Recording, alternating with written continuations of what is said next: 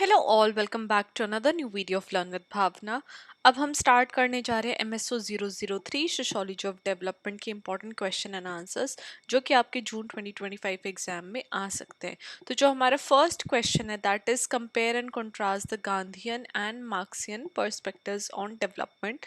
तो गांधी क्या कहते थे डेवलपमेंट के बारे में एंड वहीं पे जो कार्ल मार्क्स है वो कैसे डेवलपमेंट को देखते थे। तो दोनों के जो व्यूज़ है वो हमें शेयर करने हैं एंड जो पॉइंट ऑफ कंट्रास्ट है, पॉइंट ऑफ डिफरेंसेस हैं, वो भी हमें यहाँ पे मेंशन करने हैं। तो गांधी और मार्क्सियन पर्सपेक्टिव डेवलपमेंट के ऊपर हमें दो डिफरेंट आइडियोलॉजिकल फ्रेमवर्क देखने को मिलते हैं क्योंकि दोनों की फिलॉसफी अलग थी, दोनों इकोनॉमिक चेंजेस को अलग तरीके से देखते थे एंड दोनों की जो अंडरस्टैंडिंग थी सोसाइटी इनइक्वालिटी और प्रोग्रेस को वो भी काफ़ी ज़्यादा अलग थी। इसलिए हमें बहुत ज़्यादा ज़रूरी हो जाता है दोनों के पर्सपेक्टिव्स को जानना कि दोनों डेवलपमेंट के बारे में पर्टिकुलरली क्या सोचते थे। देखो, दोनों पर्सपेक्टिव जो है वो एक तरीके से हम देख सकते हैं कि दोनों ने ही इंडस्ट्रियल कैपिटलिज्म को क्रिटिक किया था, राइट। वो उसके अगेंस्ट थे, अपोज करते थे, लेकिन दोनों ही बोलते थे कि एक जस्ट और इक्विटेबल सोसाइटी आनी चाहिए। With the coming of industrial capitalism और भी ज़्यादा जो डिवीजन है सोसाइटी के अंदर वो बढ़ जाएगी। तो दोनों ही कह रहे हैं कि एक इक्विटेबल, राइट, जहाँ पे हर एक इंसान इक्वल हो, ऐसी सोसाइटी आनी चाहिए। तो दोनों के जो मेथड्स हैं वो काफ़ी ज़्यादा अलग है। ह्यूमन नेचर के बारे में दोनों ने अजम्पशंस अलग किए और दोनों का जो एंड गोल है वो भी काफ़ी अलग है, जो अभी हम इस आंसर में जानेंगे।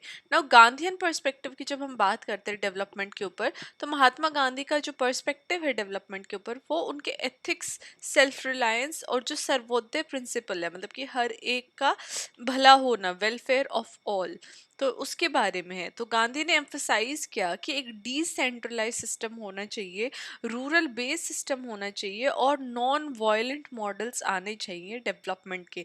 ऐसे मॉडल्स हों कि जो लोग हैं वो बिना किसी लड़ाई झगड़े के एक साथ प्यार से रहते हुए अपने आप में सेल्फ सफिशिएंट हो और एक डिसेंट्रलाइज सिस्टम हो, मतलब कि वो अपने आप से खुद से ही रेगुलेट कर रहे सारी चीज़ें और किसी को उनको रेगुलेट करने की ज़रूरत ना हो, राइट। तो उन्होंने एडवोकेट किया था ग्राम स्वराज के बारे में, विलेज सेल्फ रूल, जो कि फाउंडेशन था एक स्ट्रॉन्ग और सस्टेनेबल नेशन के टूवर्ड।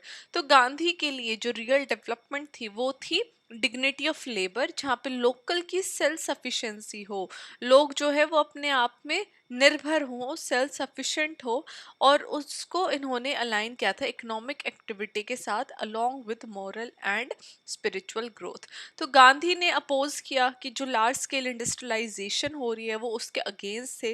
वो बिलीव करते थे कि इकोनॉमिक इनइक्वालिटीज इससे बहुत ज़्यादा सोसाइटी के अंदर क्रिएट हो रही है, एनवायरनमेंट खराब हो रहा है एंड लोग एक दूसरे से अलग हो रहे हैं, एलियनेशन।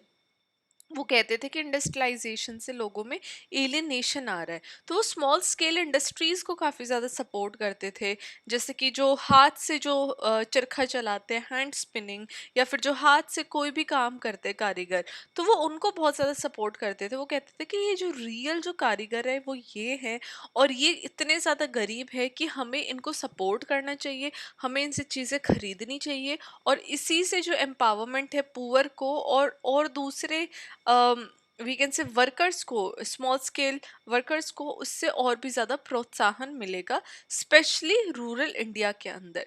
नाउ गांधी ने वॉलंटरी सिंप्लिसिटी को भी काफ़ी ज़्यादा एम्फसाइज किया। वो एडवोकेट करते थे एक ऐसा जीवन जहाँ पे हम ज़्यादा से ज़्यादा जो चीज़ें कंज्यूम है, ज़्यादा से ज़्यादा जो चीज़ें खरीदते हैं, हम वो ना करें। जितनी हमारी ज़रूरत है उस हिसाब से हम चीज़ें अपनी खरीदें एंड एक मिनिमल लाइफ, सिंपल लाइफ को जिए।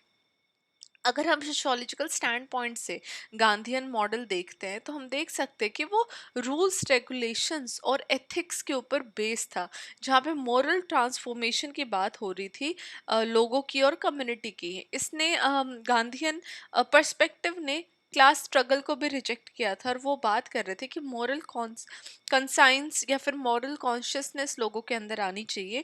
एक लोगों के अंदर अपने आप हारमनी आनी चाहिए कि वो एक दूसरे के साथ कॉपरेट करे और डिफरेंट सोशल ग्रुप एक साथ कॉपरेशन के साथ रहें।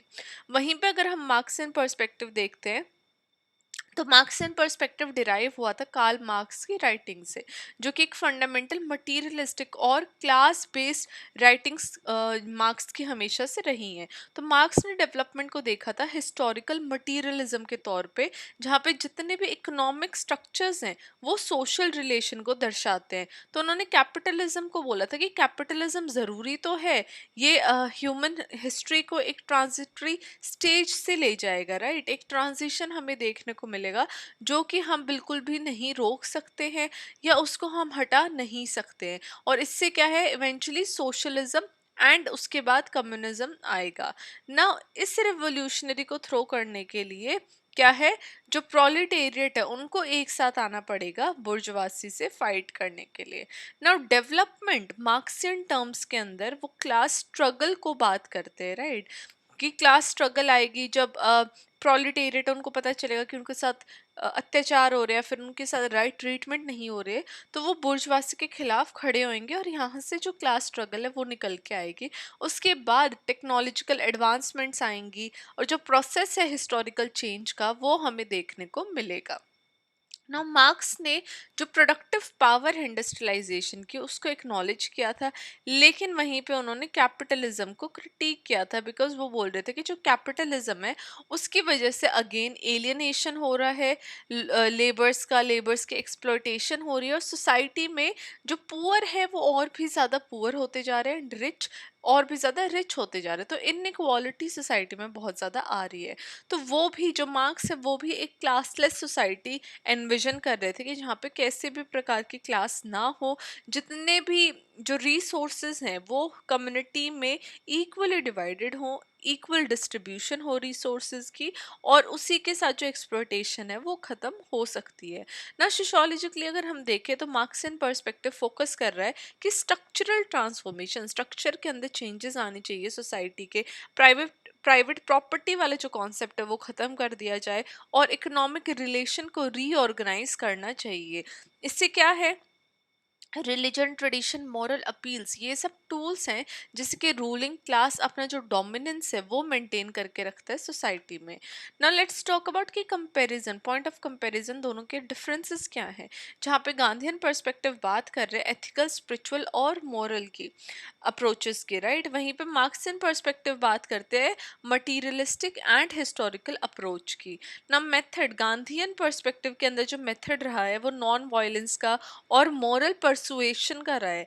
वहीं पे मार्क्स बोलते हैं कि रिवोल्यूशन आनी चाहिए, क्लास स्ट्रगल होगा, right, by the proletariats. Now Gandhi ने अगेन अपोज किया था लार्ज स्केल इंडस्ट्री का, वहीं पे मार्क्स ने एक्सेप्ट किया था कि इंडस्ट्रियलाइजेशन तो होगी ही होगी बिकॉज वो सोसाइटी की नेसेसिटी है।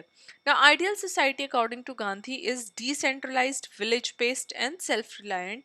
वहीं पे अकॉर्डिंग टू मार्क्स वो क्लासलेस, स्टेटलेस और कम्युनल ओनरशिप उनके अकॉर्डिंग एक आइडियल सोसाइटी है ना। अकॉर्डिंग टू गांधी वो कैपेबल है मोरल और सेल्फ रिलायंट के as humans, and according to Marx जो ह्यूमन है वो शेप हो रहे हैं मटेरियल कंडीशंस के द्वारा और क्लास इंटरेस्ट के द्वारा ना। ये तो हमने डिफरेंसेस के बारे में भी बात कर लिया।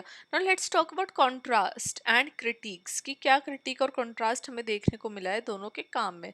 देखो गांधी जहाँ पे बात कर रहे कि इंडिविजुअल कम्युनिटी ट्रांसफॉर्मेशन होनी चाहिए, वहीं पे मार्क्स बोल रहे कि एक सिस्टमैटिक स्ट्रक्चरल चेंज सोसाइटी के अंदर आना चाहिए। गांधी ने सॉर्ट किया था कि रिफॉर्म्स आने चाहिए कैपिटलिज्म के, जहाँ पे एथिकल प्रैक्टिसेस के द्वारा ही वो आ सकते हैं।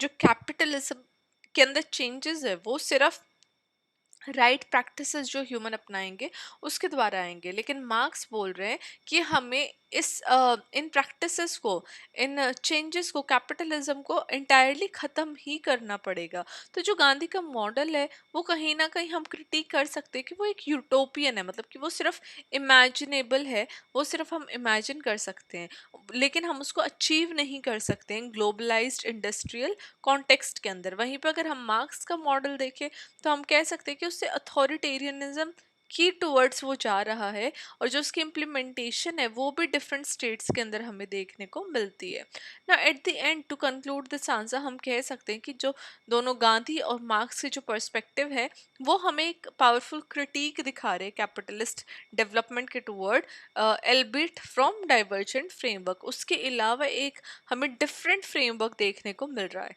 ना। गांधी ने एक moral and sustainable alternative provide करने की कोशिश की है, जहाँ पे वो बोल रहे कि सेल्फ सफिशिएंट होनी चाहिए सोसाइटी, ह्यूमन वैल्यूज आनी चाहिए। वहीं पे मार्क्स जो है एक साइंटिफिक और रिवोल्यूशनरी फ्रेमवर्क की बात कर रहे हैं स्ट्रक्चरल ट्रांसफॉर्मेशन के लिए विद इन द सोसाइटी। तो एक आइडियल डेवलपमेंट मॉडल बेनिफिट कर सकता है इन दोनों के मॉडल को मिक्स करके, इन दोनों के मॉडल के सिंथेसिस से, जहाँ पे हम गांधी से एथिकल सस्टेनेबिलिटी के बारे में ले सकते हैं एंड मार्क्स से स्ट्रक्चरल इक्विटी ले सकते हैं, राइट।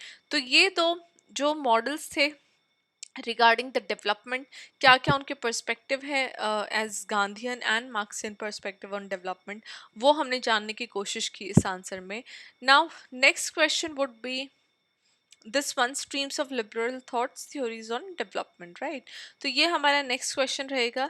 इसी के साथ मैं ये वीडियो एंड करती हूँ। Till then keep on studying. मैंने बाकी की जो वीडियोस है वो प्लेलिस्ट में डाल दी हैं, आप चेकआउट कर सकते हैं। All the very best for your exam.